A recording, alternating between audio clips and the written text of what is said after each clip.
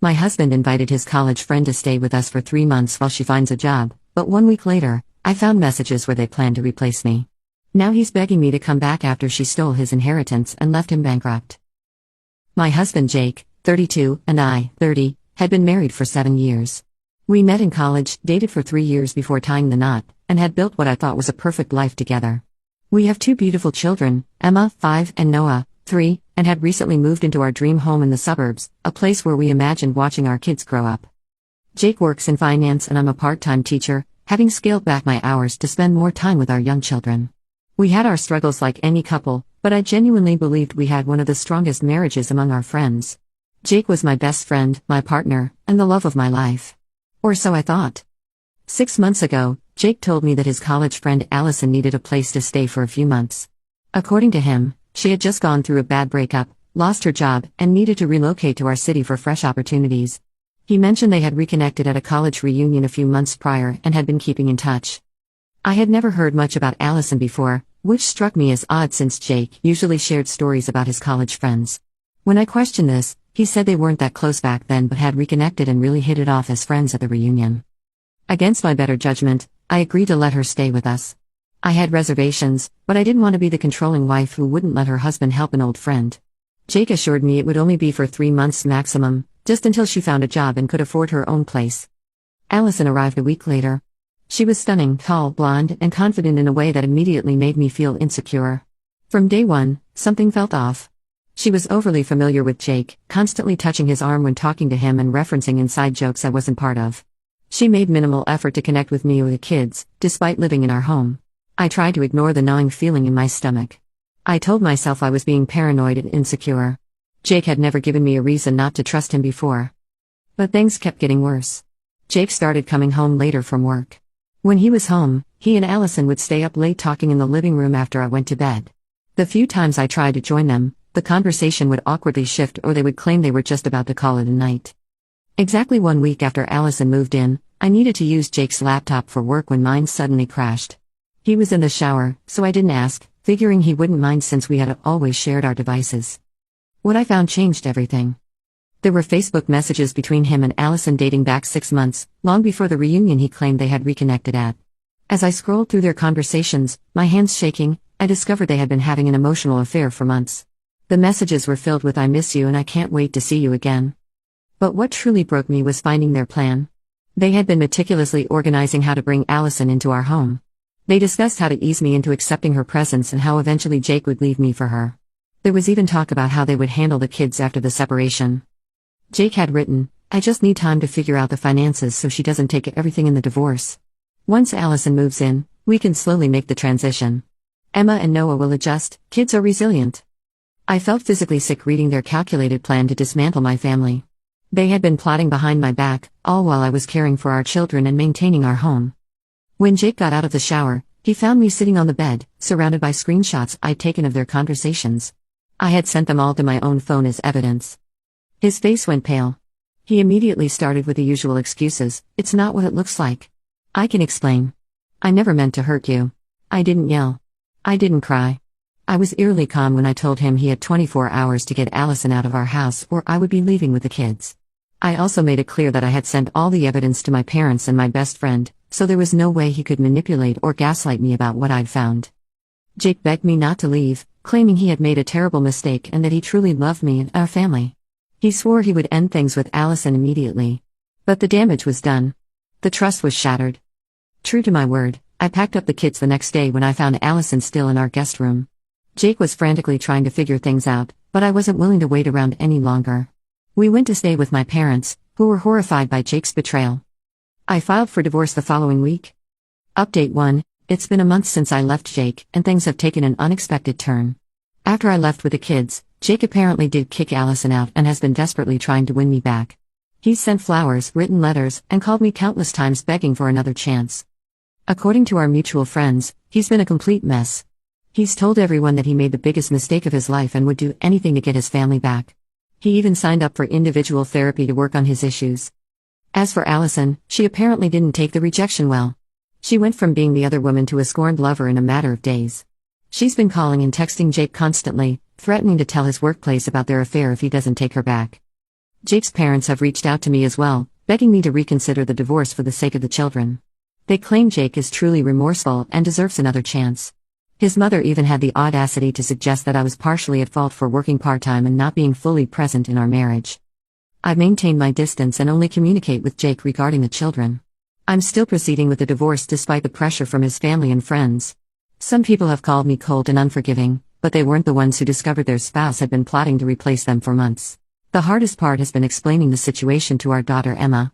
She keeps asking when we're going home and why Daddy doesn't live with us anymore. Noah is too young to fully understand, but he's been having tantrums and regression in his potty training, which the pediatrician says is normal for children experiencing family disruption. Despite the challenges, I know I made the right decision. I've started seeing a therapist myself to work through the trauma of this betrayal, and it's helping me process my emotions in a healthier way. I've also joined a support group for people going through divorce, which has been incredibly validating. For now, I'm focusing on creating stability for my children and rebuilding my self-esteem that was shattered by this experience. I'm taking things one day at a time. Update 2. Another month has passed, and just when I thought things couldn't get more dramatic, life proved me wrong once again. Jake called me 3 days ago, sounding completely distraught. At first, I thought it was just another attempt to get me back, but this time something was different. He wasn't pleading or making promises, he was crying uncontrollably. Between sobs, he confessed that Allison had completely destroyed him financially. Apparently, after I left and he kicked her out, he ended up letting her back into his life, and our house, a few weeks later. Despite everything, he still had feelings for her and thought maybe they could make it work now that our marriage was over. Big mistake. Jake had recently received a substantial inheritance from his grandfather, close to $300,000. He had mentioned the inheritance to me before our separation, saying he planned to put it toward the kids' college funds and paying off our mortgage. Well, Allison had other plans. According to Jake, she convinced him to put the money in a joint investment account, promising it would double within a year with her connections. Foolishly, blinded by whatever he felt for her, he agreed. You can probably guess what happened next. 2 days ago, Jake discovered that Allison had emptied the entire account and disappeared. She's completely ghosted him, changed her number, deleted all social media, and left no trace of where she might have gone. To make matters worse, Jake admitted he had also given her access to his credit cards for emergencies while they were together. She maxed out all of them before disappearing, racking up nearly $50,000 in additional debt. He's now facing potential bankruptcy, might lose our dream home, and has had to borrow money from his parents just to make child support payments. Part of me feels a twisted sense of satisfaction seeing karma work so quickly. The other part feels sorry for my children, who will ultimately be affected by their father's financial ruin. Jake sounds genuinely devastated, not just about the money, but about being so thoroughly deceived by someone he thought cared about him. When I asked why he was telling me all this, he broke down again and said he just needed someone to talk to. Everyone else in his life is either judging him or saying I told you so. Despite everything, he said I was still the person he trusted most in the world. The irony isn't lost on me. I've maintained my boundaries and told him to speak with a financial advisor and a therapist about his situation. This isn't my problem to fix, and I won't be pulled back into his drama. The divorce proceedings are still moving forward, though I've agreed not to seek alimony given his current financial state. The children's needs are still non-negotiable, however. My parents think karma has delivered perfect justice. My therapist reminds me that it's okay to feel conflicting emotions about Jake's situation. And I'm just trying to stay focused on rebuilding a stable life for my children and myself. Update 3.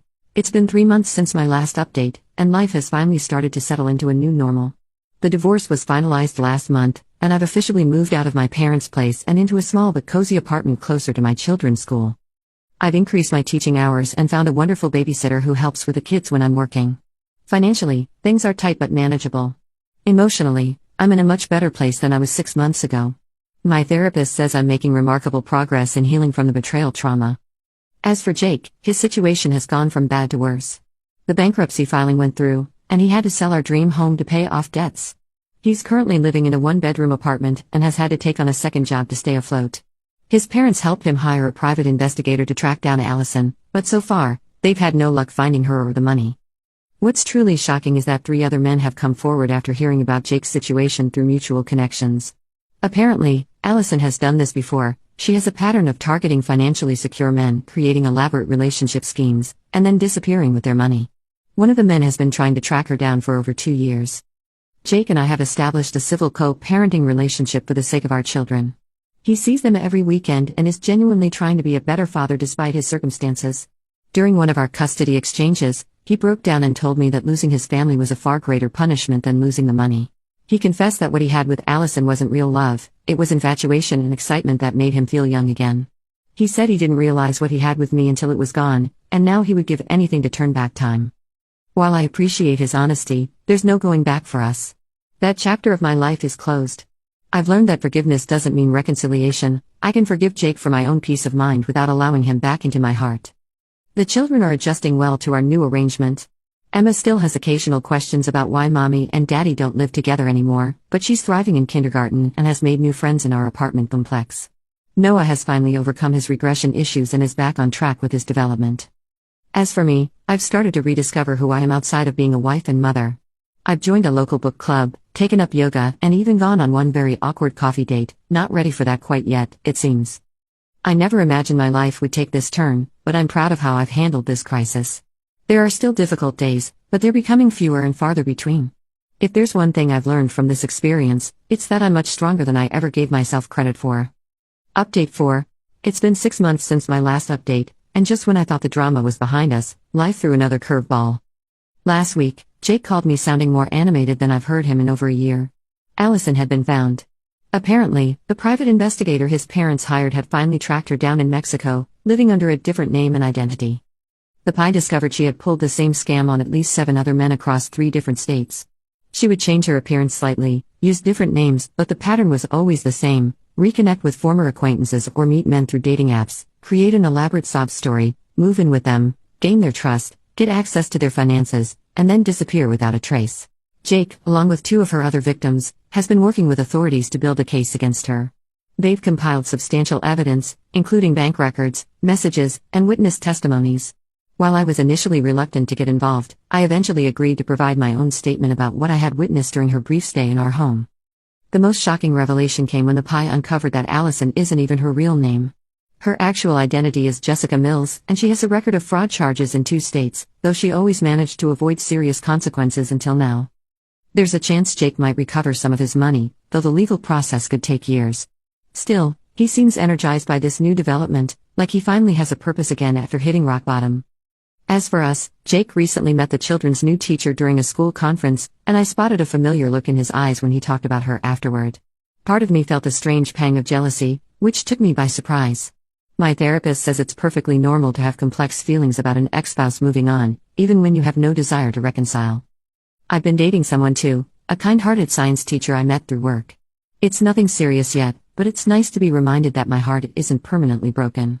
He understands my situation and is patient with my trust issues and the complications of dating a single mom. The children continue to thrive in our new normal. Emma has been selected for the gifted program at her school, and Noah has developed an adorable obsession with dinosaurs. They still have occasional questions about our family structure, but they seem to have accepted that mommy and daddy are happier living apart. I recently had dinner with a close friend who commented on how much I've changed over the past year. She said I seem more confident, more self-assured, and happier than she's seen me in years. It made me realize that sometimes the most painful endings lead to the most necessary beginnings. Final update. 2 years have passed since I first discovered Jake and Allison's betrayal, and it feels like a lifetime ago.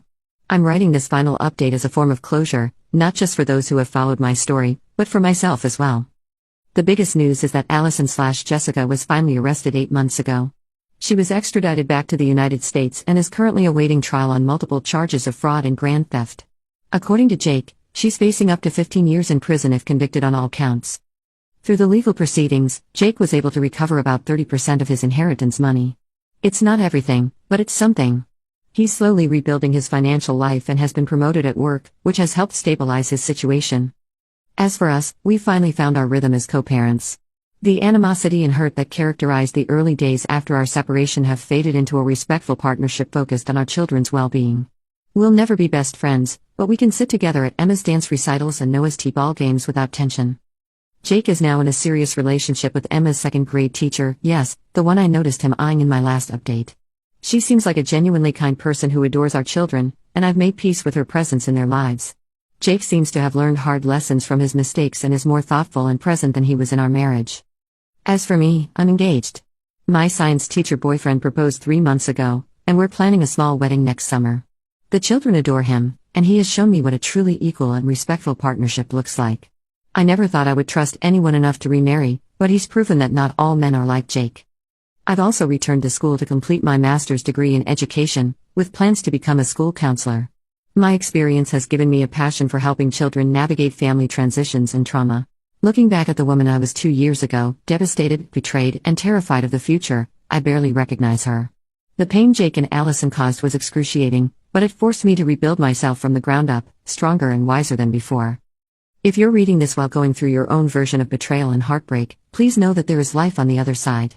It won't happen overnight, and the road won't be straight or easy, but you will find your way back to joy.